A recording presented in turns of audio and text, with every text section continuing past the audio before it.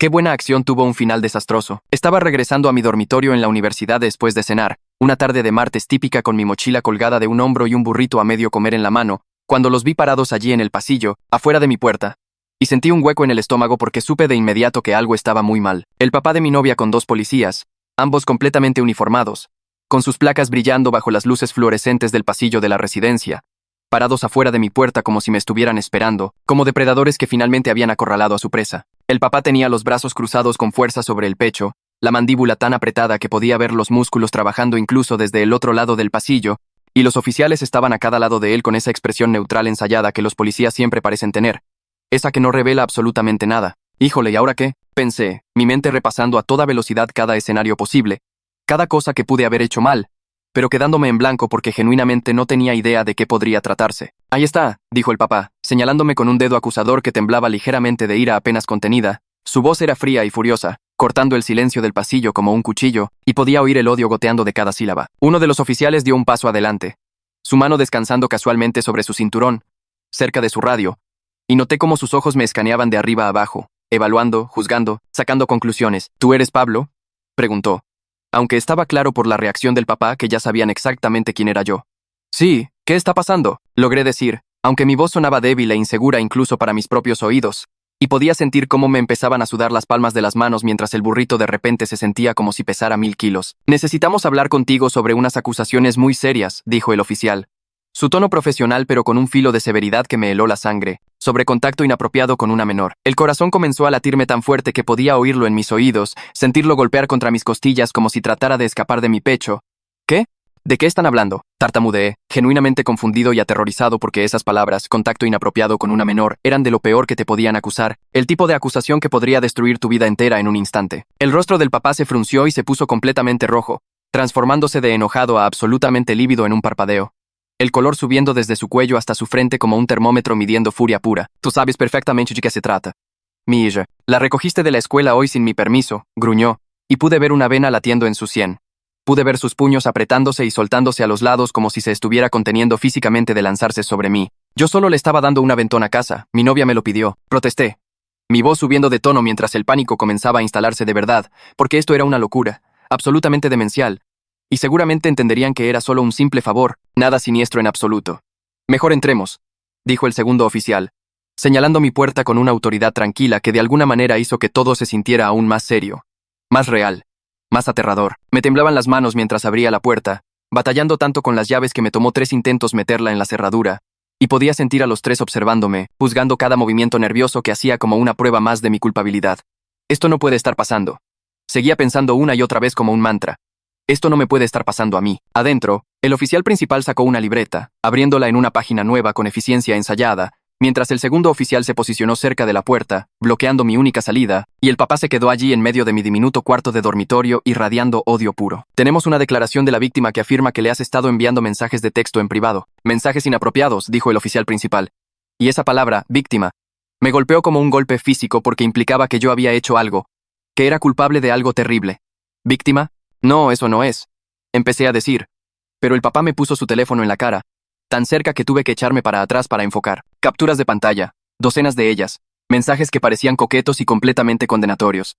¿Cuándo vas a estar solo?, decía uno en lo que parecía ser mi estilo de escribir. No puedo esperar a verte, decía otro, y mi visión comenzó a nublarse mientras leía mensaje tras mensaje que yo nunca había enviado, que ni siquiera había pensado en enviar. Esos no son míos, ni siquiera tengo su número.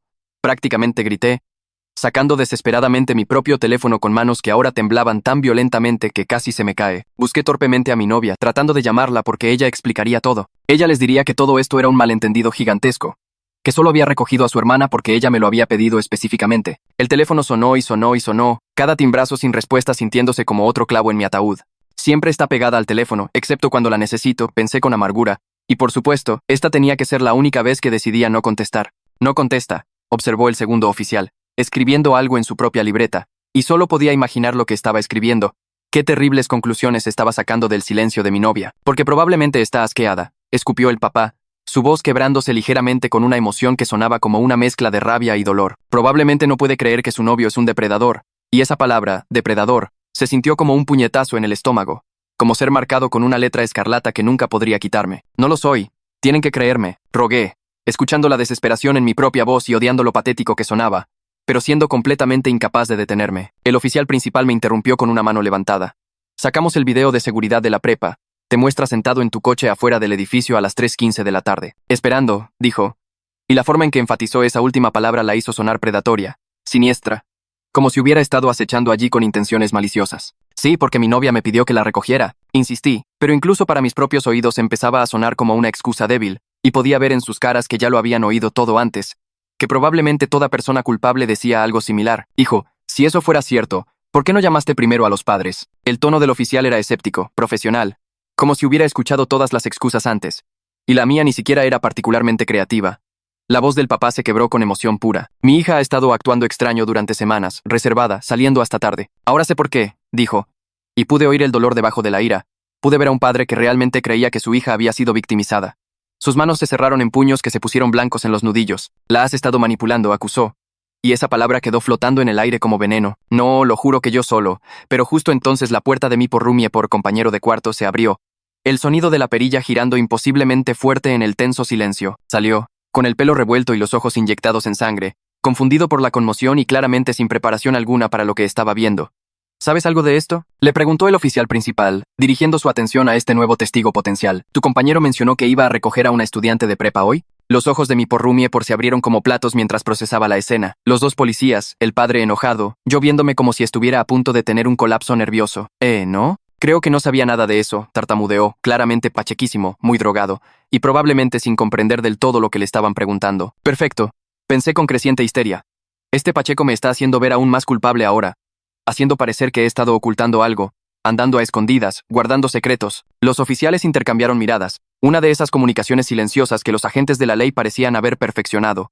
Y el principal hizo otra nota en su libreta, su pluma arañando el papel con finalidad. Tu historia no cuadra, sin testigos, sin pruebas. Tu novia no contesta, dijo, enumerando cada pieza de evidencia en mi contra como si estuviera construyendo un caso, y pude sentir las paredes cerrándose a mi alrededor. El papá se acercó más, invadiendo mi espacio personal hasta que su cara estuvo a centímetros de la mía, lo suficientemente cerca como para oler el café en su aliento y ver los vasos sanguíneos rotos en sus ojos por lo que debieron ser horas de llanto. ¿A dónde te la llevaste? ¿Qué le hiciste a mi niñita?, exigió, su voz bajando a un susurro peligroso que era de alguna manera más amenazante que cuando había estado gritando. Nada, la dejé en su casa, eso es todo, protesté, mi espalda literalmente contra la pared ahora mientras trataba de poner algo de distancia entre nosotros. Estás mintiendo, gritó, su rostro contorsionado por la rabia y la angustia, y la certeza absoluta de que yo era un monstruo. Cada palabra que decía lo empeoraba. Cada explicación sonaba a excusa. Cada defensa parecía hundirme más en un agujero del que no podía salir. Podía verlo en sus caras, en la forma en que los oficiales me miraban con asco, en la forma en que el papá me miraba como si yo fuera la forma de vida más baja de la tierra. No me creían, nadie me creía, y estaba empezando a preguntarme si tal vez debería llamar a un abogado y dejar de hablar por completo. Entonces la puerta se abrió de golpe con tanta fuerza que se estrelló contra la pared, y mi novia entró como un ángel vengador, arrastrando a su hermana menor del brazo con tanta fuerza que la pobre chica prácticamente era levantada del suelo. La cara de la hermana estaba roja e hinchada de tanto llorar, el rímel corriendo por sus mejillas en ríos negros, y parecía absolutamente aterrorizada. La expresión de mi novia era furiosa, más enojada de lo que la había visto jamás, y por un momento no estuve seguro de si estaba de mi lado o a punto de unirse al linchamiento. Diles, exigió mi novia, apretando el brazo de su hermana tan fuerte que pude ver sus dedos ponerse blancos. Diles lo que me dijiste. La hermana temblaba como una hoja en un huracán, sollozando tan fuerte que apenas podía respirar. Lo siento mucho, logró decir entre jadeos. Diles, mocosa, gritó mi novia, dándole a su hermana una sacudida que hizo que le castañetearan los dientes. Mentí, gimió la hermana, las palabras explotando de ella como si hubieran estado acumulando presión durante horas. Él no hizo nada, yo lo inventé todo. La habitación quedó en silencio, absolutamente en silencio, como si alguien hubiera presionado un botón de silencio en el universo entero. He estado saliendo a escondidas a ver a alguien. Es muy complicado, no lo entenderían. Necesitaba una coartada, así que yo. No pudo terminar. Solo siguió llorando, todo su cuerpo sacudido por los sollozos. Mi novia le aventó su teléfono a su papá con tanta fuerza que él de hecho se sobresaltó. Mira, yo le mandé mensaje esta mañana pidiéndole que la recogiera porque yo tenía una junta. Está justo aquí, con la hora y todo, dijo, su voz temblando de furia hacia su hermana y de alivio porque yo era inocente. El oficial principal tomó el teléfono con cuidado, como si fuera una pieza de evidencia frágil. Lo examinó cuidadosamente, desplazándose por los mensajes con lenta deliberación, su expresión cambiando de escéptica a confundida y a ligeramente avergonzada. Su expresión cambió de dura certeza a algo más suave, algo que podría haber sido arrepentimiento. Se volvió hacia mí, y pude ver la disculpa formándose en sus ojos antes incluso de que hablara. Eres libre de irte, dijo simplemente. Y esas 3 palabras se sintieron como ser jalado de vuelta del borde de un precipicio. Al papá se le fue el color de la cara en un instante, el rojo furioso desvaneciéndose a un blanco pálido enfermizo mientras la realidad de lo que casi había hecho caía sobre él. La rabia se convirtió en horror. Y luego en vergüenza en cuestión de segundos. Emociones parpadeando en su rostro como una presentación de diapositivas. Yo, oh Dios mío, yo casi. Su voz era apenas un susurro estrangulada y rota. Lo siento tanto, pude haber arruinado tu vida. Pero espera, continuó. Su cerebro claramente tratando de procesar todo a la vez. ¿Qué quieres decir exactamente con es complicado? El segundo oficial de repente se movió hacia la puerta. Su lenguaje corporal cambiando de oficial a nervioso en un instante. Tengo que irme, entró otra llamada, dijo abruptamente, alcanzando la manija de la puerta con lo que parecía desesperación. La hermana levantó la vista de sus manos donde había estado escondiendo la cara, y su rostro se puso completamente blanco, toda la sangre drenándose hasta que pareció que podría desmayarse. Enrique, espera, soltó sin pensar, y luego se tapó la boca con ambas manos como si pudiera de alguna manera tragarse las palabras, sus ojos abiertos de par en par con absoluto horror por lo que acababa de revelar. El oficial principal se congeló a mitad de paso, todo su cuerpo poniéndose rígido. Lenta, deliberadamente, se volvió hacia su compañero con una expresión de comprensión y asco. ¿Cómo sabe ella tu primer nombre? El rostro de Enrique pasó de pálido a casi gris, mientras daba otro paso hacia atrás, hacia la puerta, y su mano se movió de su radio a su cinturón, como si estuviera buscando una ruta de escape, o tal vez alcanzando algo para defenderse. El oficial principal se movió rápido, posicionando su cuerpo directamente entre Enrique y la salida, con un movimiento suave y practicado que dejaba claro que había hecho este tipo de cosas antes. Y de repente, toda la dinámica en mi diminuto cuarto de dormitorio cambió por completo, porque ahora Enrique ya no era la figura de autoridad. Él era el sospechoso. La postura del oficial principal cambió de profesional casual a algo más duro, más alerta, como si se hubiera activado un interruptor dentro de él, y estuviera viendo a su compañero con ojos completamente nuevos que veían una amenaza en lugar de un colega. Enrique abrió la boca y las palabras comenzaron a salir a trompicones de esta manera apresurada y llena de pánico que no sonaba en nada a la voz tranquila y profesional que había estado usando minutos antes cuando me estaba investigando a mí. Seguro vio mi placa. Los niños ven las placas y recuerdan los nombres. No significa nada, tartamudeó. Pero su voz se quebró justo a la mitad, y todos en la habitación pudieron oír la mentira en ella. Pudieron ver la forma en que sus ojos seguían lanzándose hacia la puerta como un animal atrapado buscando cualquier salida. El llanto de la hermana se hizo más fuerte y desesperado mientras sacudía la cabeza violentamente, todo su cuerpo temblando tanto que podía verlo desde el otro lado de la habitación, e intentaba cubrirse la cara con ambas manos como si pudiera esconderse de lo que acababa de revelar accidentalmente. El agarre de mi novia en el brazo de su hermana se apretó hasta que sus nudillos se pusieron blancos, y jaló a la chica más cerca con este movimiento protector y feroz que dejaba claro que creía lo que estaba pasando, aunque no quisiera. La mano del oficial principal fue a su propia radio, y presionó el botón con fuerza deliberada, su voz saliendo dura y oficial de una manera que me puso la piel de gallina, porque había escuchado ese tono exacto dirigido a mí minutos antes, cuando yo era el acusado. Central. Necesito refuerzos en la residencia universitaria, edificio C, cuarto 312, inmediatamente, dijo a la radio, sin quitarle los ojos de encima a Enrique ni por un segundo, y pude oír la respuesta crepitar con un acuse de recibo de que las unidades estaban en camino. Luego se giró completamente para enfrentar a Enrique y comenzó a leerle sus derechos de esta manera mecánica y ensayada que se sentía surrealista. Porque hacía solo 10 minutos, estos dos habían estado trabajando juntos para investigarme, y ahora uno estaba arrestando al otro aquí mismo, en mi cuarto. Tienes derecho a permanecer en silencio. Cualquier cosa que digas puede y será usada en tu contra en un tribunal de justicia, dijo el oficial principal. Y el rostro de Enrique pasó por toda una serie de expresiones, desde el shock y la negación hasta la ira y algo que parecía casi resignación. Enrique intentó una vez más desviar la atención, su voz volviéndose más aguda y desesperada mientras insistía en que la hermana estaba confundida, que claramente estaba alterada y mezclando las cosas, que tal vez sabía su nombre de alguna presentación de seguridad escolar que había dado meses atrás. Los niños se confunden. Ha pasado por un trauma esta noche con todas estas acusaciones. No sabe lo que dice. Enrique seguía hablando más y más rápido. Como si solo pudiera encontrar las palabras correctas podría hacer que todos le creyeran y salir de allí como si nada hubiera pasado. Pero la hermana lloraba aún más fuerte ahora y negaba con la cabeza una y otra vez. Y mi novia miraba a Enrique con esta expresión de absoluto horror y asco que dejaba claro que sabía exactamente lo que había estado pasando. Yo me quedé allí congelado contra mi pared, viendo cómo se desarrollaba todo esto como si estuviera viendo una película en lugar de la vida real sucediendo justo frente a mí, y sentí esta extraña mezcla de alivio enfermizo por estar fuera de peligro, combinada con el terror residual que todavía hacía que me temblaran las manos y me latiera el corazón. El sonido de pasos subiendo corriendo las escaleras resonó por el pasillo, y en lo que parecieron segundos, pero probablemente fueron más cerca de 3 o 4 minutos, 2 oficiales más irrumpieron por mi puerta con las manos cerca de sus armas y expresiones alertas, escaneando la habitación en busca de cualquier emergencia que hubiera provocado la llamada de refuerzos. El oficial principal les dio un resumen rápido con esta voz profesional y entrecortada, señalando a Enrique y explicando que había evidencia de contacto inapropiado con una menor y que Enrique necesitaba ser puesto bajo custodia inmediatamente para ser interrogado. Enrique comenzó a protestar más fuerte, su voz elevándose casi a un grito mientras insistía en que todo era un gran error y exigía hablar con el representante de su sindicato, Pero uno de los nuevos oficiales ya estaba sacando las esposas y moviéndose detrás de él con eficiencia practicada. El clic metálico de las esposas cerrándose alrededor de las muñecas de Enrique fue uno de los sonidos más fuertes que había escuchado, resonando en mi pequeña habitación y haciendo que todo se sintiera de repente muy real y muy serio. El rostro de Enrique se descompuso mientras comenzaban a leerle sus derechos nuevamente y lo conducían hacia la puerta, y él seguía girando la cabeza hacia la hermana como si quisiera decirle algo, pero no pudiera encontrar las palabras o tal vez sabía que cualquier cosa que dijera solo empeoraría las cosas. El padre de la novia se quedó congelado en medio de mi cuarto, pareciendo que realmente podría vomitar. Su rostro estaba pálido y sus ojos muy abiertos por el shock mientras veía a un oficial de policía ser arrestado en su presencia. Y pude verlo procesar lo que esto significaba, que su hija había estado involucrada con este hombre, que él casi había destruido mi vida por mentiras destinadas a encubrir algo mucho peor.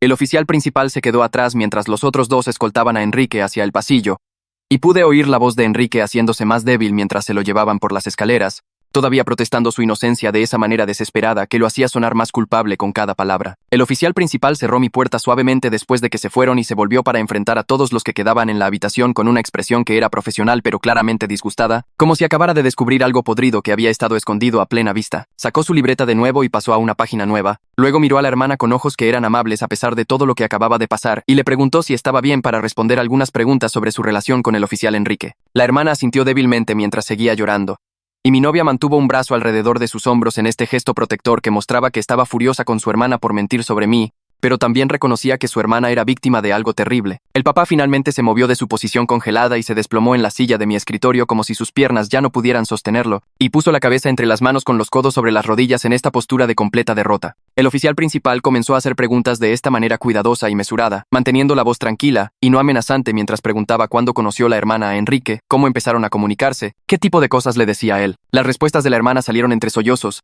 hablando de cómo Enrique la había detenido, parado hacía unos meses, cuando ella conducía el coche de su mamá, cómo él había sido tan amable y amistoso, y la había hecho sentir especial diciéndole que parecía madura para su edad. Mi porrumie por había desaparecido de nuevo en su habitación en algún momento durante todo este caos, probablemente sin querer tener nada que ver con lo que fuera que se estuviera desarrollando, y no lo culpaba en absoluto porque toda esta situación estaba tan lejos del drama universitario normal que parecía algo de un programa de televisión en lugar de la vida real. Después de lo que parecieron horas, pero probablemente fueron más cerca de 45 minutos, el oficial principal finalmente cerró su libreta y se levantó de donde había estado sentado en el borde de mi cama realizando la entrevista. Nos miró a todos con esta expresión que era en parte simpatía y en parte deber profesional, mientras explicaba que un detective necesitaría hacer una entrevista formal con la hermana mañana, con sus padres presentes, y que necesitarían declaraciones escritas de todos los que estuvieron aquí esta noche. Repartió tarjetas de presentación al papá y a mi novia, luego se volvió hacia mí específicamente y se disculpó de esta manera tranquila y sincera, que de alguna manera hizo que todo se sintiera aún más abrumador. Lamento que hayas pasado por eso, dijo, gesticulando vagamente hacia la habitación como si pudiera abarcar todo lo que había sucedido en las últimas 2 horas, y yo solo asentí porque no confiaba en que mi voz funcionara correctamente si intentaba hablar. El papá se levantó lentamente,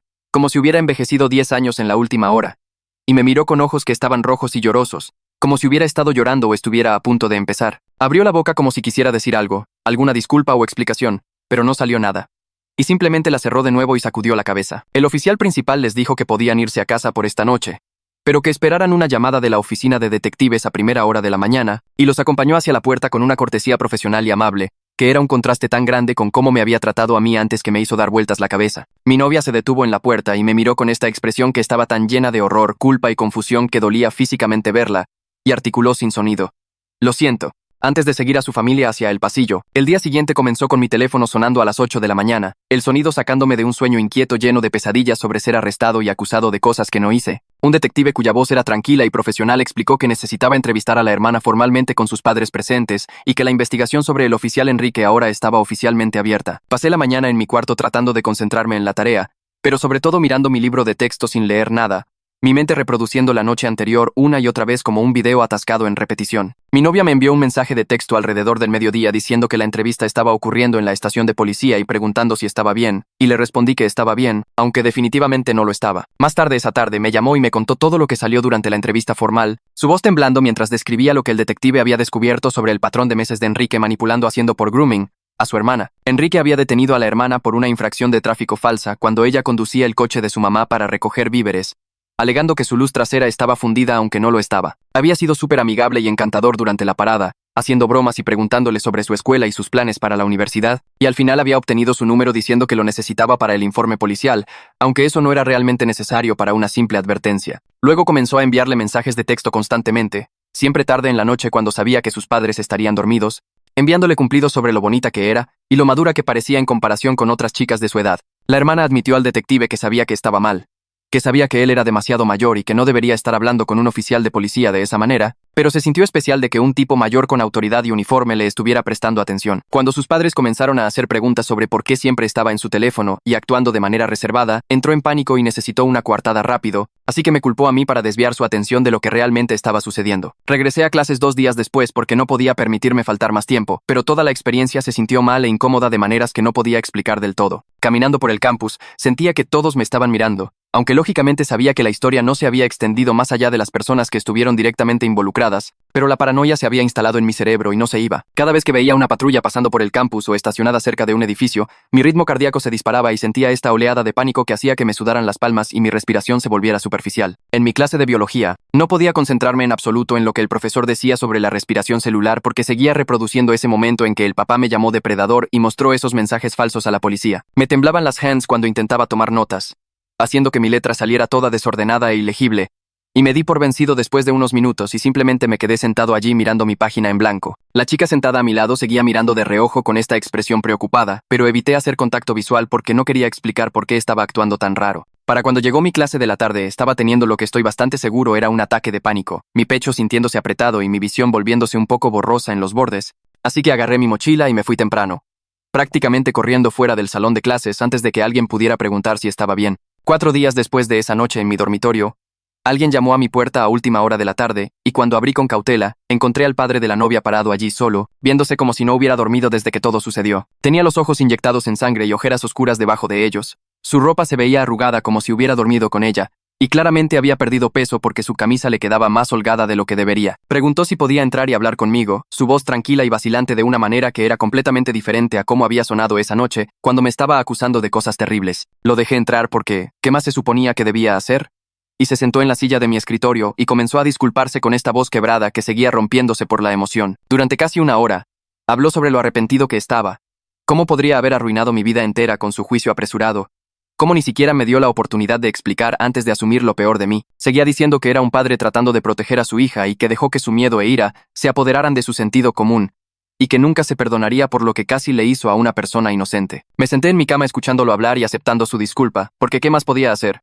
Pero por dentro seguía sintiendo esta extraña mezcla de comprensión y resentimiento. Entendía que estaba asustado por su hija, pero no podía quitarme el recuerdo de él mostrando esos textos falsos a la policía y llamándome depredador con tanta certeza absoluta en su voz. Una semana después de que todo sucedió, mi teléfono sonó con un número que no reconocí, y cuando contesté, era el detective que había entrevistado a la hermana. Su voz tenía este filo de ira controlada mientras explicaba que habían estado investigando los antecedentes del oficial Enrique y descubrieron evidencia de que había estado bajo investigación antes por contacto inapropiado con adolescentes.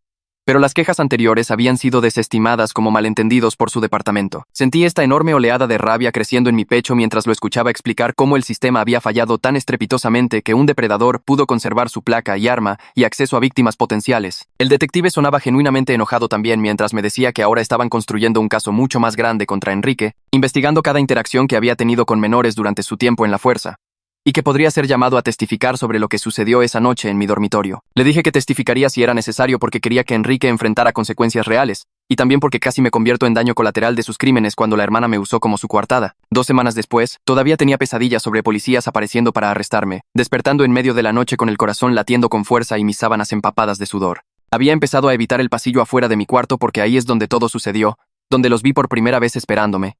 Y solo pasar por ese lugar hacía que se me revolviera el estómago. Mi novia notó que me sobresaltaba cada vez que alguien llamaba a mi puerta inesperadamente y que había dejado de comer regularmente porque mi estómago estaba constantemente revuelto y la comida me parecía completamente desagradable. Una noche vino y me encontró sentado en mi cama mirando a la nada, y me preguntó suavemente si estaba bien. Y finalmente admití que no lo estaba, que la falsa acusación había hecho algo en mi cabeza que no podía simplemente sacudirme como si no fuera la gran cosa. Se sentó a mi lado y tomó mi mano mientras intentaba explicar cómo se sentía ser llamado depredador y que los oficiales de policía te miraran con asco, cómo ese recuerdo seguía reproduciéndose en mi cabeza en repetición, sin importar lo que hiciera para distraerme. La hermana tuvo que dar múltiples declaraciones para construir el caso contra Enrique, y cada entrevista revelaba detalles más perturbadores sobre cómo la había manipulado con tácticas clásicas de por grooming porque me ponían la piel de gallina. Mi novia compartió parte de esta información conmigo, su voz temblando mientras describía cómo Enrique le había dicho a su hermana que era madura para su edad, que su conexión era especial y única, que sus padres no entenderían su relación porque la sociedad tenía puntos de vista anticuados sobre las diferencias de edad. La había aislado haciéndola sentir que nadie más podía entender lo que tenían y había usado su posición como oficial de policía para hacerla sentir que él tenía poder y autoridad que lo hacían digno de confianza. Mi novia estaba claramente dividida entre estar furiosa con su hermana por mentir sobre mí y hacerme pasar por un infierno, y estar horrorizada al darse cuenta de que su hermana había sido victimizada por alguien que se suponía debía proteger a la gente. Podía ver el conflicto en su rostro cada vez que hablaba de ello, la forma en que se enojaba e inmediatamente se sentía culpable por estar enojada con una víctima. 3 semanas después de esa noche en mi dormitorio, el detective me llamó con noticias que hicieron que se me revolviera el estómago. 2 chicas más se habían presentado con historias sobre Enrique que sonaban casi exactamente igual a lo que le pasó a la hermana de mi novia. Ambas eran estudiantes de prepa que había conocido a través de su trabajo policial, una durante una presentación de seguridad escolar y otra cuando la detuvo por exceso de velocidad. La voz del detective era tranquila, pero podía oír la ira debajo mientras explicaba cómo Enrique había usado el mismo manual con todas ellas, haciéndolas sentir especiales y maduras, obteniendo sus números por falsas razones oficiales, y luego comenzando el proceso de manipulación a través de constantes mensajes de texto y atención. Lo que empeoraba las cosas era enterarse de que los padres de una de las otras víctimas habían denunciado a Enrique al departamento 8 meses atrás, pero les dijeron que no había suficiente evidencia para proseguir una investigación. El sistema les había fallado a estas chicas por completo, permitiendo que un depredador conservara su placa y acceso a más víctimas potenciales, y me sentí enfermo sabiendo que ese monstruo había estado caminando por ahí en uniforme mientras se dirigía activamente a adolescentes. El detective me dijo que compartía esta información para que entendiera el panorama general de lo que estaba sucediendo y por qué mi situación importaba tanto para el caso que estaban construyendo. Le agradecí y colgué. Luego me senté en mi cama mirando a la nada durante probablemente 20 minutos mientras mi cerebro intentaba procesar cuántas vidas había dañado Enrique. Mi relación con mi novia comenzó a desmoronarse el domingo siguiente cuando me preguntó si quería ir a casa de su familia a cenar. Le dije que aún no podía hacer eso, que no estaba listo para sentarme a la mesa con su padre y fingir que todo estaba bien. Ella se puso a la defensiva de inmediato, su voz elevándose mientras insistía en que su papá se había disculpado varias veces y se sentía terrible por lo que pasó. Le respondí bruscamente que su disculpa no borraba el recuerdo de él restregándome esos textos falsos en la cara y llamándome depredador frente a los oficiales de policía. Ella comenzó a llorar y dijo que estaba siendo injusto, que su papá también estaba sufriendo y castigándose por sus errores. Levanté la voz y le dije que su papá casi destruyó mi vida entera basándose en mentiras, y que tenía todo el derecho a necesitar más tiempo antes de poder enfrentarlo. Discutimos así durante casi 1 hora, ambos diciendo cosas que no queríamos decir, ambos llorando y enojándonos más. Ella me acusó de guardar rencor y no estar dispuesto a perdonar. Yo la acusé de no entender el trauma de ser falsamente acusado de algo tan horrible. Eventualmente, ella agarró su chamarra y se fue de mi dormitorio sin despedirse, azotando la puerta lo suficientemente fuerte como para que mi porrumie por sacara la cabeza para ver qué estaba pasando. Me quedé allí solo sintiendo que todo se estaba desmoronando y sin saber cómo arreglarlo. Los rumores en el campus comenzaron a extenderse por esa misma época, aunque no tenía idea de cómo la gente se enteró del incidente policial. Iba caminando a clase y notaba grupos de estudiantes mirándome y susurrando, bajando la voz cuando me acercaba lo suficiente como para oír. Alguien en mi clase de biología me preguntó directamente si yo era el tipo que arrestaron. Y cuando dije que no me arrestaron, me dieron esta mirada escéptica como si obviamente estuviera mintiendo para encubrir algo. Los susurros y las miradas empeoraron cada día, hasta que comencé a temer salir de mi dormitorio. Comencé a faltar a clases que no eran absolutamente necesarias para mi carrera porque enfrentar la ansiedad social era demasiado.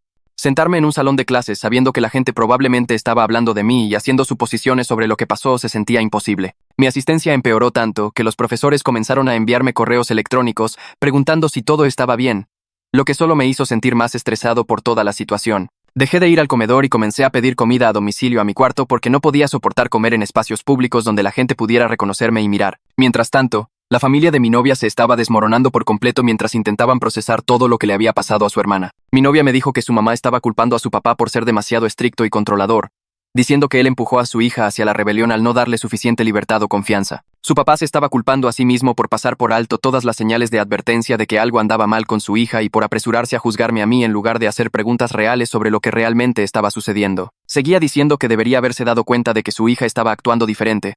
Debería haber investigado con quién estaba pasando el tiempo realmente en lugar de aceptar sus mentiras sobre mí. Mi novia estaba atrapada en medio de todo este drama familiar, tratando de apoyar a su hermana a través del trauma de lo que Enrique hizo, mientras también mantenía nuestra relación cada vez más tensa y lidiaba con su propia culpa por no ver lo que estaba sucediendo. Me dijo que sus padres apenas se hablaban excepto para discutir, y que su hermana estaba en terapia 2 veces por semana, pero seguía teniendo pesadillas y ataques de pánico. Toda la dinámica familiar había sido destruida por las acciones de Enrique y las mentiras de la hermana, y no había un camino fácil para sanar nada de eso. Un mes después del incidente, el oficial principal que había estado allí esa noche me llamó personalmente para decirme que se habían presentado cargos formales contra Enrique. Múltiples cargos de conducta sexual inapropiada con menores y abuso de autoridad, cada uno con serios años de prisión si era condenado. Pude oír satisfacción en la voz del oficial mientras explicaba que estaban derribando a uno de los suyos que había traicionado todo lo que la placa se suponía que representaba. También mencionó algo que ni siquiera había considerado, que potencialmente podría presentar una demanda civil contra Enrique por difamación y angustia emocional, dado lo que las falsas acusaciones le habían hecho a mi salud mental y reputación. La idea de demandar a Enrique no se me había cruzado por la mente porque había estado tan concentrado en solo sobrevivir cada día, pero el oficial dijo que debería pensarlo porque tenía un caso sólido por daños y perjuicios. Le agradecí por la llamada y la información. Luego agregué su sugerencia a la creciente lista de cosas que necesitaba averiguar sobre mi futuro. Mis padres volaron el fin de semana siguiente y me llevaron a reunirme con un abogado que habían contratado para discutir mis opciones legales. El abogado fue profesional y directo mientras explicaba que tenía bases sólidas para un caso civil contra Enrique, dado el trauma documentado y el daño potencial a mi reputación. Expuso lo que potencialmente podríamos recuperar en daños, incluidos los costos de terapia, salarios perdidos si mis calificaciones sufrían lo suficiente como para afectar mi futura carrera, y compensación por angustia emocional. Pero luego me advirtió que demandar a la familia de mi novia por su papel en las falsas acusaciones podría destruir permanentemente mi relación con ella. Me preguntó directamente qué quería más: venganza o la capacidad de seguir adelante con mi vida. Le dije honestamente que no lo sabía, que una parte de mí quería que todos los que me lastimaron enfrentaran consecuencias, pero otra parte solo quería sanar y seguir adelante. Dijo que debería tomarme un tiempo para pensarlo cuidadosamente porque una vez que presentáramos una demanda, no habría marcha atrás. Salí de su oficina sintiéndome más confundido que cuando llegué, cargando papeles que no estaba seguro de si alguna vez firmaría. 6 semanas después de que todo sucedió, una tercera víctima se presentó. Esta vez una estudiante universitaria con la que Enrique había estado involucrado cuando ella estaba en la prepa, hacía 2 años. El detective llamó para contarme sobre ella, explicando que había estado demasiado asustada para denunciar lo que sucedió antes, pero ver los otros casos en las noticias le dio valor para hablar. Su testimonio fue crucial porque establecía el patrón de comportamiento depredador de Enrique durante varios años, demostrando que esto no era solo un mal juicio reciente, sino un problema a largo plazo. La voz del detective tenía este filo de emoción mientras me decía que cada nueva víctima hacía el caso más fuerte, y las posibilidades de Enrique de evitar una pena de prisión seria seguían disminuyendo. Dijo que el fiscal estaba construyendo un caso blindado que sería casi imposible de defender para el abogado de Enrique. Debería haberme sentido aliviado o reivindicado, pero sobre todo me sentía cansado y triste de que hubiera tantas víctimas y de que el sistema hubiera dejado operar a Enrique durante tanto tiempo. Mis calificaciones estaban desmoronando por completo para este punto porque había faltado a tantas clases y no podía concentrarme en las tareas cuando sí intentaba trabajar en ellas. Recibí un correo electrónico de mi asesora académica pidiéndome que fuera a una reunión sobre mi repentino declive en el rendimiento. Me senté en su oficina tratando de mantenerme entero mientras ella sacaba mi historial académico mostrando calificaciones reprobatorias en 3 clases y tareas incompletas en otras 2. Me preguntó amablemente qué estaba pasando, y simplemente me solté a llorar allí mismo en su oficina y le conté todo lo que había sucedido. Ella escuchó sin interrumpir, su expresión volviéndose más preocupada mientras describía la falsa acusación, el trauma, la investigación en curso, los problemas de relación, todo. Cuando terminé, fue increíblemente amable mientras me explicaba mis opciones para salvar el semestre. Me ayudó a solicitar calificaciones incompletas en 2 clases donde podía recuperar el trabajo durante las vacaciones de invierno, y una baja médica de otra clase que estaba demasiado perdida para salvar. También sugirió firmemente que debería hablar con un consejero psicólogo del campus porque lo que había pasado era un trauma serio que necesitaba ayuda profesional. Había estado evitando la terapia porque no quería admitir cuánto me había afectado esto, pero sentado en su oficina llorando, me di cuenta de que no podía seguir fingiendo que estaba bien. Mi novia apareció en mi dormitorio tarde una noche, aproximadamente una semana después de esa reunión con la asesora. Podía decir por su cara que había estado llorando incluso antes de que dijera algo. Se sentó en mi cama y me dijo que pensaba que necesitábamos tomar un descanso porque la situación era demasiado difícil para ambos. Su voz temblaba mientras explicaba que me amaba, pero ya no podía manejar estar dividida entre yo y su familia. Que cada vez que estábamos juntos, le recordaba lo que su hermana hizo y lo que su padre casi me hizo a mí. Dijo que necesitaba espacio para lidiar con su propia culpa y ayudar a su familia a sanar, sin sentir que me estaba traicionando al mantener relaciones con ellos. Quería discutir y luchar por nosotros, pero estaba demasiado cansado y herido para encontrar las palabras. Parte de mí sabía que tenía razón, que no podíamos construir una relación sana mientras cargábamos con todo este trauma y drama familiar. Así que solo asentí, y la vi levantarse y caminar hacia la puerta. Se detuvo con la mano en la perilla y me miró con lágrimas corriendo por su rostro, luego se fue sin decir nada más. Me quedé allí sentado en el silencio de mi cuarto vacío, sintiéndome completamente solo. 2 meses después del incidente inicial, el departamento de policía anunció una investigación interna sobre cómo se habían manejado las quejas anteriores de Enrique y por qué se le permitió seguir trabajando con acceso a víctimas potenciales. Las noticias locales retomaron la historia y publicaron varios segmentos sobre fallas sistémicas en el departamento, aunque tuvieron cuidado de no nombrar a ninguna de las víctimas. Vi la cobertura de noticias desde mi dormitorio y reconocí suficientes detalles para saber que mi situación era parte de lo que estaban investigando. Entrevistaron al oficial principal, quien habló sobre la necesidad de una mejor supervisión y rendición de cuentas cuando llegan quejas sobre oficiales. Se sintió validante de una manera extraña que la gente finalmente estuviera tomando esto en serio como un problema más grande que solo un mal policía. que estuvieran analizando cómo el sistema falló en proteger a la gente. La cobertura de noticias me hizo sentir un poco menos solo, como si tal vez mi trauma importara en algún contexto más amplio de arreglar las cosas para que esto no le pudiera pasar a otros. La semana siguiente estaba caminando por el centro estudiantil tratando de llegar a mi clase de la tarde cuando de repente sentí el pecho apretado y mi visión comenzó a ponerse borrosa en los bordes. No podía respirar bien y mis manos comenzaron a temblar tanto que tuve que sentarme en una de las bancas cerca del área de comida. La gente pasaba a mi lado y podía sentir que me miraban, pero no podía concentrarme en nada excepto en tratar de que entrara aire a mis pulmones. Mi corazón latía tan rápido que pensé que algo andaba muy mal conmigo, como si tal vez estuviera teniendo un ataque al corazón, aunque solo tengo 20 años. Después de unos 10 minutos de estar sentado allí tratando de calmarme, saqué mi teléfono y busqué el número del centro de consejería del campus. Mis manos seguían temblando mientras llamaba y pedía una cita. Y la persona al teléfono debe haber oído algo en mi voz porque me programaron para el día siguiente. La terapeuta resultó ser esta mujer, probablemente de unos 50 años, con ojos amables y una voz tranquila que me hizo sentir un poco menos como si estuviera perdiendo la cabeza. Me senté en su oficina con sus sillas cómodas y luz suave, y le conté todo sobre esa noche en mi dormitorio, sobre ser llamado depredador, sobre las pesadillas y el miedo constante, y la forma en que no podía dejar de reproducir esos momentos una y otra vez. Ella escuchó sin juzgarme, y cuando terminé de hablar me explicó que lo que viví fue un trauma real y que mis ataques de pánico y pesadillas eran reacciones completamente normales. Escucharla decir eso de alguna manera me hizo sentir menos roto, como si tal vez no estuviera loco por seguir afectado por algo que sucedió hace semanas. Me programó citas semanales y me dio algunos ejercicios de respiración para usar cuando sintiera que venía el pánico. 2 días después de esa primera sesión de terapia, abrí mi correo electrónico y vi un mensaje de la hermana de mi novia con el asunto diciendo simplemente, «Lo siento». Mi dedo flotó sobre el botón de eliminar durante 1 minuto entero antes de que finalmente hiciera clic para abrirlo. El correo era largo, probablemente 1000 palabras o más, y escribía sobre lo culpable que se sentía por lo que me hizo. Explicó que nunca tuvo la intención de que las cosas llegaran tan lejos, que simplemente entró en pánico cuando sus padres comenzaron a hacer preguntas y mi nombre salió antes de que pudiera pensar. Escribió sobre cómo la mentira creció más de lo que podía controlar, y para cuando la policía apareció en mi puerta, estaba demasiado asustada para detenerlo. El correo hablaba de sus sesiones de terapia y cómo estaba lidiando con lo que el oficial Enrique le hizo y las decisiones que tomó. Dijo que entendía si nunca la perdonaba, pero necesitaba que yo supiera cuánto lamentaba casi haber destruido mi vida. Leí todo 2 veces y luego me quedé sentado mirando la pantalla de mi computadora sin saber qué sentir. Parte de mí todavía estaba enojado con ella por hacerme pasar por un infierno, pero otra parte reconocía que era una niña que fue manipulada por un depredador y tomó malas decisiones por miedo. No respondí al correo, pero lo moví a una carpeta en lugar de eliminarlo, porque tal vez algún día estaría listo para responder. Habían pasado 3 meses desde esa noche cuando alguien llamó a la puerta de mi dormitorio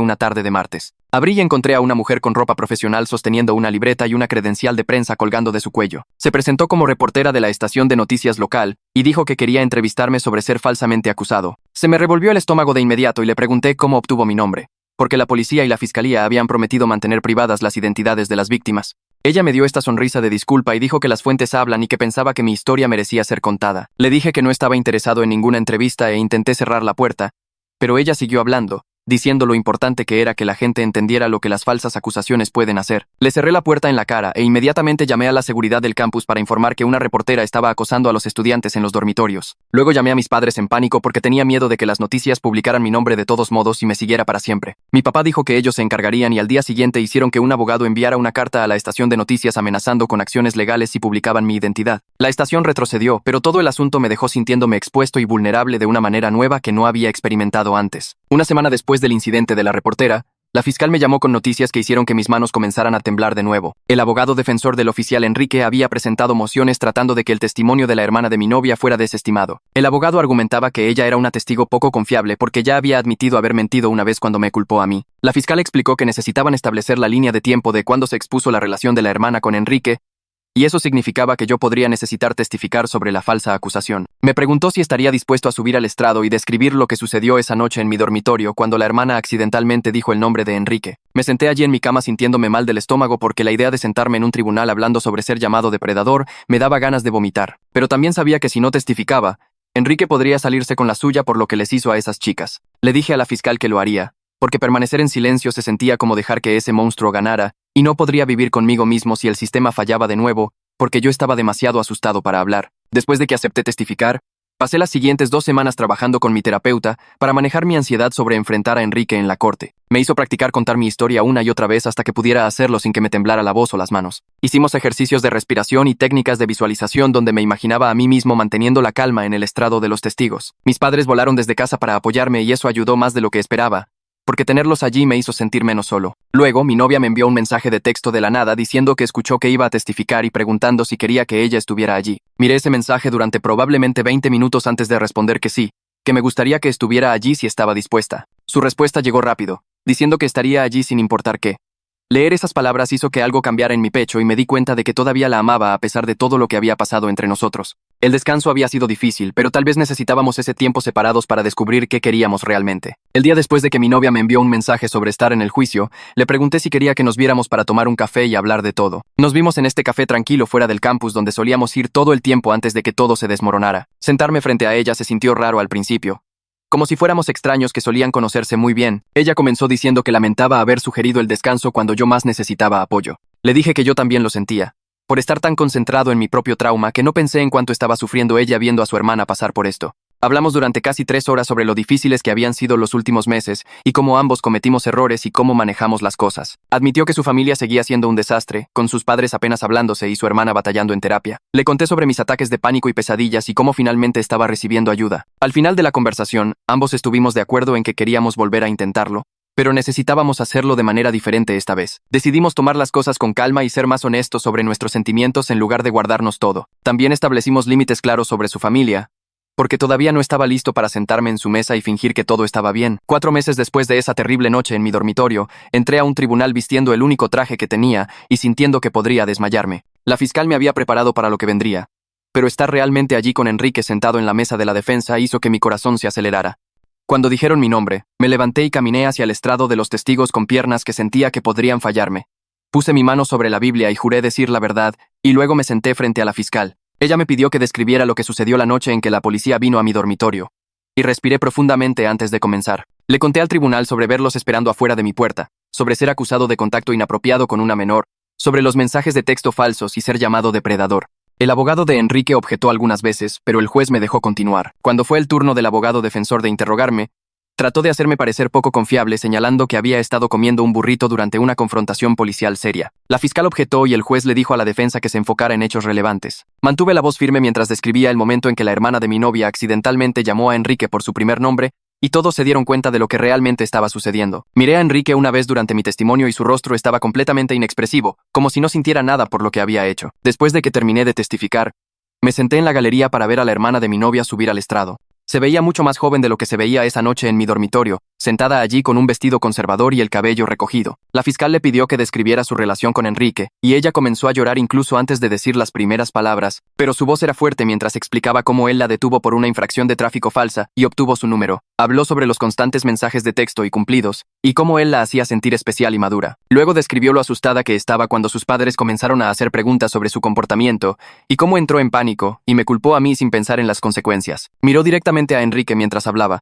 y observé cómo su rostro permanecía completamente inexpresivo todo el tiempo. Esa expresión vacía de alguna manera lo hacía parecer aún más culpable, porque una persona normal mostraría alguna emoción, algo de remordimiento, algo. El abogado defensor intentó encontrar agujeros en su historia, pero ella no retrocedió. Y al final de su testimonio, pude ver a algunos miembros del jurado secándose los ojos. El juicio no terminó llegando a un jurado porque 2 días después de que la hermana testificara, el abogado de Enrique se acercó a la fiscal para hablar de un acuerdo de culpabilidad. Enrique aceptó declararse culpable de múltiples cargos de conducta sexual inapropiada con menores y abuso de autoridad a cambio de una sentencia de 8 a 15 años. La fiscal llamó para contarme sobre el acuerdo y sentí esta extraña mezcla de alivio e ira, porque 8 años no parecían tiempo suficiente por lo que hizo. Ella explicó que un acuerdo de culpabilidad significaba una condena garantizada versus el riesgo de un juicio donde cualquier cosa podría pasar. Entendí la lógica, pero aún así se sentía mal que él pudiera salir en 8 años y tener una vida después de destruir tantas otras. La audiencia de sentencia tuvo lugar una semana después y fui a verla, aunque no tenía que estar allí. El padre de mi novia también estaba allí, sentado unas filas detrás de mí, y cuando el juez calificó las acciones de Enrique como una traición a la confianza pública, el padre rompió a llorar. Me di la vuelta y lo vi con la cara entre las manos y los hombros temblando, y sentí esta complicada mezcla de simpatía e ira residual porque él había sido tan rápido en creer lo peor de mí. El semestre terminó 2 semanas después de la sentencia de Enrique, y de alguna manera logré salvar mis calificaciones lo suficiente como para seguir inscrito. Mi promedio sí recibió un golpe serio por todas las clases que había faltado y las tareas en las que no pude concentrarme. Me reuní con mi asesora académica para ver qué hacer a continuación y ella fue increíblemente comprensiva con todo lo que había pasado. Me ayudó a planificar una carga de cursos más ligera para el próximo semestre, con clases que no serían tan exigentes mientras continuaba trabajando en mi salud mental. También me conectó con un grupo de apoyo de pares para estudiantes que lidian con traumas, algo sobre lo que dudaba al principio, pero decidí intentar. La primera reunión fue incómoda porque no conocía a nadie, pero escuchar a otras personas hablar sobre sus luchas me hizo sentir menos solo. Compartí un poco sobre lo que me pasó sin entrar en demasiados detalles, y la gente asintió como si entendiera. Al salir de esa reunión, sentí algo que no había sentido en meses. Como si tal vez no estuviera completamente roto, y tal vez realmente podría sanar de esto. Todavía tenía pesadillas a veces y los golpes inesperados en mi puerta todavía hacían que mi corazón se acelerara, pero estaba empezando a creer que estaría bien eventualmente. Había aprendido que pedir ayuda no era debilidad y que el trauma no desaparece solo porque tú quieres. Tienes que trabajar en ello, un día a la vez. Pasaron 5 meses, en esta extraña mezcla de mejorar y sentirme roto todavía, y una tarde de martes mi teléfono vibró con un mensaje del papá de mi novia, preguntando si podía verme en la cafetería del campus para hablar. Me quedé mirando ese mensaje durante probablemente 10 minutos antes de responder sí, con el estómago hecho un nudo porque no lo había visto desde esa horrible audiencia de sentencia donde rompió a llorar. La cafetería estaba casi vacía cuando llegué. Solo unos pocos estudiantes estudiando en la esquina, y él ya estaba sentado en una mesa cerca de la ventana, viéndose más viejo de lo que recordaba. Tenía más canas, y las líneas alrededor de sus ojos parecían más profundas, como si los últimos 5 meses lo hubieran envejecido años en lugar de meses. Se puso de pie cuando me vio y extendió su mano para un apretón de manos formal, lo cual se sintió raro e incómodo, pero lo acepté de todos modos. Nos sentamos y comenzó a disculparse de nuevo, su voz baja y temblorosa mientras repasaba todo lo que ya había dicho antes sobre apresurarse a juzgar y casi destruir mi vida. Luego sacó un sobre y lo deslizó sobre la mesa hacia mí, explicando que era un cheque para cubrir mis costos de terapia y cualquier otro gasto relacionado con lo que sucedió esa noche. Abrí el sobre y vi que era por $90 $90,000 pesos, que era mucho más de lo que esperaba, y mis manos comenzaron a temblar mientras lo sostenía. Me dijo que sabía que el dinero no podía arreglar lo que hizo, pero quería ayudar de cualquier manera que pudiera, que había estado hablando con su propio terapeuta sobre cómo enmendar sus errores. Acepté el cheque porque la terapia era cara y se estaba comiendo mis ahorros rápidamente, pero también le dije honestamente que nuestra relación nunca sería lo que podría haber sido si me hubiera dado la oportunidad de explicar esa noche en lugar de asumir que era un monstruo. Su rostro se descompuso un poco cuando dije eso, y asintió lentamente. Sus ojos se pusieron llorosos mientras admitía que lo entendía completamente. Dijo que pasaría el resto de su vida tratando de tomar mejores decisiones y ser menos rápido para juzgar a la gente, que lo que pasó le enseñó que no conocía a su propia hija tan bien como pensaba, y eso lo asustaba más que nada. Nos quedamos sentados allí otros 20 minutos teniendo una charla incómoda sobre la escuela y el clima, ambos sabiendo que esta probablemente sería la última vez que nos veríamos así, que nuestra relación siempre estaría definida por esa terrible noche en mi dormitorio. El nuevo semestre comenzó 3 semanas después, y entré a mi primera clase sintiendo esa ansiedad familiar subiendo por mi columna vertebral. Pero algo era diferente esta vez. Nadie me miró fijamente cuando encontré un asiento en la fila del medio. Nadie susurró ni señaló ni me dio esas miradas sospechosas a las que me había acostumbrado en los últimos meses. El campus había pasado a otros dramas, otros escándalos y chismes que reemplazaron mi situación en la memoria colectiva de estudiantes que apenas me conocían de todos modos. Me senté durante toda la clase sin que mi corazón se acelerara o mis manos temblaran.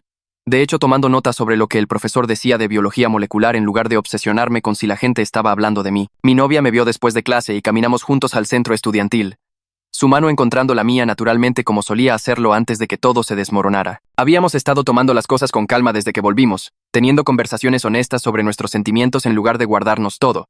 Y estaba funcionando mejor de lo que esperaba. Me dijo que a su hermana le estaba yendo bien en terapia, que la familia todavía estaba sanando pero progresando, y yo escuché sin esa oleada de ira que solía sentir cada vez que mencionaban a su hermana. Comimos algo y nos sentamos afuera en una de las bancas cerca de la fuente, simplemente hablando de cosas normales como tareas y planes para las vacaciones de primavera, y por primera vez en meses sentí que tal vez realmente podríamos construir algo real juntos. La terrible forma en que nuestra relación fue puesta a prueba o destruye a las parejas o las hace más fuertes, y de alguna manera estábamos terminando en la segunda categoría. Todavía tenía días malos en los que los recuerdos golpeaban fuerte y entraba en espiral de ansiedad sobre la policía o las acusaciones o mi reputación, pero esos días eran cada vez menos frecuentes y estaba aprendiendo a manejarlos mejor con las herramientas que mi terapeuta me enseñó. Mi novia notaba cuando estaba teniendo un día difícil y sabía cómo ayudar sin hacerme sentir débil o roto. Y yo estaba mejorando en decirle lo que necesitaba en lugar de fingir que todo estaba bien. 6 meses después de esa noche en mi dormitorio, las noticias locales publicaron una historia sobre el departamento de policía anunciando cambios importantes en la política, sobre cómo manejan las quejas sobre oficiales e interactúan con menores. Estaba desayunando en mi dormitorio cuando apareció la notificación en mi teléfono e hice clic para leer el artículo completo con el corazón latiendo con fuerza. Los cambios incluían una mejor capacitación para reconocer el comportamiento de por grooming, por manipulación, una supervisión más estricta de los oficiales que trabajan con jóvenes, y una nueva junta de revisión independiente para investigar quejas que solían ser desestimadas como malentendidos. El artículo mencionaba mi caso sin nombrarme, hablando de cómo un estudiante universitario fue falsamente acusado por una menor que en realidad estaba siendo victimizada por un oficial, y cómo esa situación expuso serios problemas en cómo operaba el departamento. Mi teléfono sonó 1 hora después y era el oficial principal que había estado allí esa noche. el que descubrió lo que Enrique realmente estaba haciendo. Su voz sonaba orgullosa mientras explicaba que mi situación y el coraje de las otras víctimas para presentarse ayudaron a impulsar estas reformas a través del ayuntamiento y la administración policial. Dijo que el departamento luchó contra los cambios al principio, alegando que ya estaban haciendo lo suficiente, pero la presión pública y la atención de los medios hicieron imposible ignorar las fallas sistémicas. Le agradecí por llamar y le dije que me alegraba que algo positivo saliera de todo el dolor. Aunque no arreglaba lo que me pasó a mí ni a las otras chicas que Enrique lastimó, él estuvo de acuerdo y dijo que esperaba que estuviera mejor, que todavía se sentía terrible por cómo se desarrolló esa noche en mi dormitorio antes de que saliera la verdad. Después de colgar, me quedé sentado mirando mi teléfono, sintiendo esta complicada mezcla de validación y tristeza porque los cambios de política eran buenos, pero no podían devolverme esos meses de trauma, ansiedad y pesadillas. Mi novia me llamó más tarde esa tarde después de ver la noticia, su voz emocionada mientras hablaba de lo significativo que era que nuestra terrible experiencia pudiera prevenir futuras víctimas. Estuve de acuerdo con ella, pero también admití que todavía me sentía enojado a veces, que se necesitaron varias chicas lastimadas y que mi vida casi fuera destruida antes de que alguien tomara el problema en serio. Estoy genuinamente mejor ahora, aunque todavía veo a mi terapeuta todos los miércoles por la tarde y probablemente lo haré por mucho tiempo, porque el trauma no desaparece solo cuando quieres. Las pesadillas son menos frecuentes, tal vez 1 o 2 veces al mes en lugar de todas las noches,